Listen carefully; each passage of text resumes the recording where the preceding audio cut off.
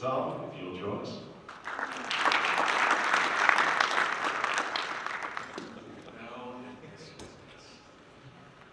Well, I get to talk about BJ Sams. I want to start off by saying I think a lot of us here are familiar with the movie Anchorman, right? Ron Burgundy? You'll read anything you put in the prompter? Yeah, he did. I will never forget the time where this was just one of those things. If you influence your producers in a way, the day that he was reading a story about the Dixie Chicks, and at the very end of it, I got to hear BJ say these words, and Robin probably remembers it. And the Dixie Chicks are freaking out. Yes. Yes. I had so much fun with him, and I miss him dearly. I miss Robin dearly on the morning show. I'm going to just give you a story. I can't do justice to a 56-year broadcast career. He's done it all. 11 years in radio, 45 years in television. Started his career in radio in Knoxville, Tennessee. He's a Balls fan. Sorry about that. His first radio gig while in high school was that of a janitor, making 75 cents an hour. And within a few weeks, he became BJ the DJ, making the same 75 cents an hour. How about that? Then in 1958, he was drafted into the U.S. Army, where he worked as a broadcast specialist, recording military newscasts. From there, he landed his first TV gig in Louisiana, where he worked for 15 months before moving to KATV, where he worked for 7 years as an anchor. Then he worked in Honolulu, Hawaii for a 9-year stint as anchor at NBC affiliate KHON-TV, and it was a move which proved to be a very pivotal time in his life. In 1982, he returned to Little Rock, first as an evening news anchor and then morning show host alongside Robin Richardson and me on today's THV This Morning, which I think became THV 11 this morning, about the time that he retired. And we enjoyed a nice run for about 10 years as the #1 rated morning newscast. In all, BJ has spent 27 years on the anchor desk at THV 11 before retiring in 2009, making him one of the longest tenured news anchors in Arkansas broadcasting. In his 56 years in the industry, he has received numerous awards, including the Gold Circle of the National Academy of Television Arts and Sciences. In 2000, he was awarded Broadcaster of the Year by the Associated Press and United Press International.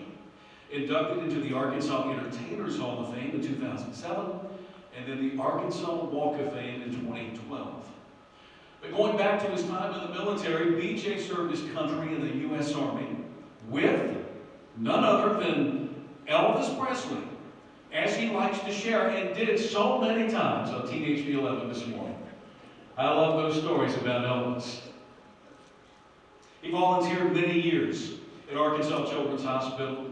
He would work his shift on the morning show and then go rock babies directly after at Children's Hospital. He dedicated his time to the Children's until he retired in 2009. He's been highly active in his church community, spending many years singing in his church choir and volunteering with outreach activities at Emmanuel Baptist Church. No doubt his accomplishments have improved the community, but I think those of you that know him best know that the most admirable things he has done to help others is speaking to civic groups about overcoming obstacles. He shares the story about how his only child, his son, died in his arms during a plane crash in Hawaii. His story provides people with hope and courage to carry on. There are thousands of people in Arkansas who have been encouraged by BJ's willingness to share his experience and how he kept going and did not give up. And despite the tragedy, he was able to have a successful career and find happiness. BJ is widely regarded as one of the most well-respected journalists and news anchors in the Little Rock television market. Over the years, he's mentored several generations of young reporters and up-and-coming news anchors, providing leadership, providing guidance, friendship, but most importantly, his love and support. Ask anyone that has ever worked with BJ, they will tell you just how influential he was in their career.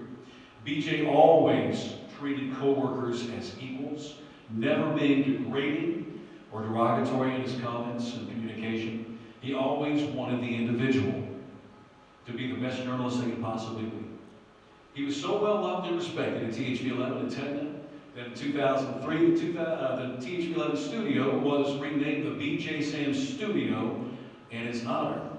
And I understand that THV11 were working on getting his face put on the floor of the studio. Martin, we're getting right on it.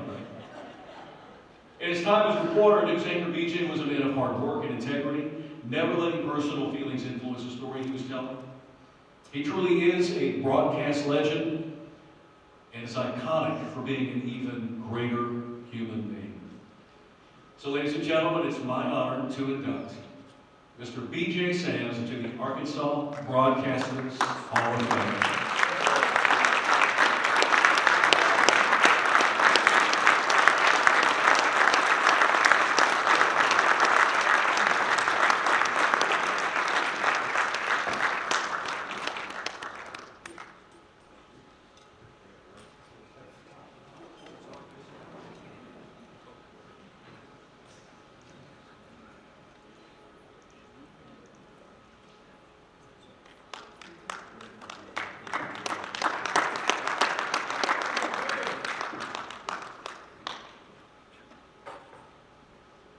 Thank you, Tom. That's exactly the way I wrote it.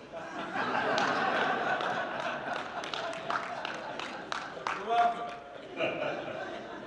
I'd like to thank the Arkansas Broadcasters Association for this honor tonight.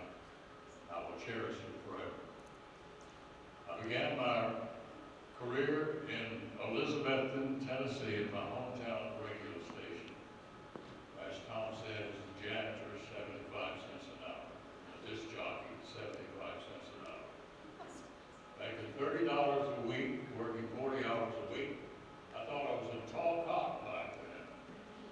But I made a lot of mistakes in those early days. The biggie is that I was reading a newscast, and the newscast said, President Eisenhower's toe-headed grandson. But I said, President Eisenhower's two-headed grandson. I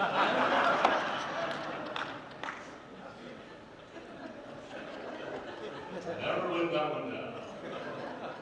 Back in the early 50s, the president's plane was not called the Air Force One, it was called the Sacred Cow. And I was so scared I was calling it the Scared Cow. Reading about the Korean War, I said the South Korean Army is having more trouble with the North Korean pheasants than they ever were with the North Korean Army. Pheasants look like pheasants. But I worked my way through college as a part-time disc jockey in Knoxville. Got my degree at the University of Tennessee, and then, as Tom said, I was inducted into the Army. Took basic training with Elvis Presley for 8 weeks in tanks. But the second 8, they put me in combat engineering, my engineering background. I was going to Germany as a combat engineer, which I didn't care for. Started looking around for number one, me. I got in touch with my senator, Estes Kefauver, and he helped me get into the broadcast industry, doing radio and TV in the Army for a couple of years. That was the way I continued my education, not knowing I was doing it at the time. Moved into married life and I had a son, which Tom said I lost in a plane crash in Honolulu.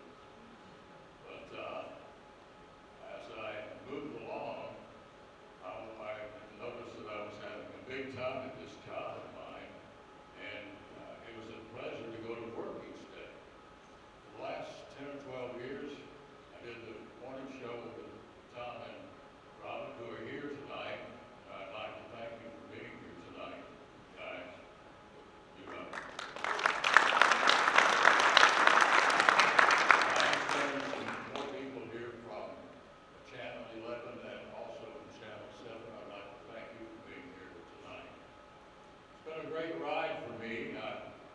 hooked into TV after 11 years of radio, and I was doing the news one night, and a fly flew into my mouth while on the air. It went all the way to the back of my mouth. I just swallowed that booger and kept right on course.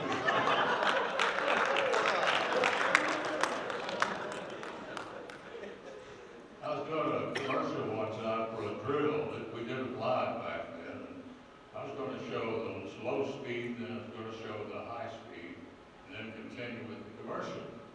I turned on the low speed, and it was working. I turned on the high speed, and then I tried to turn it off. It wouldn't turn off.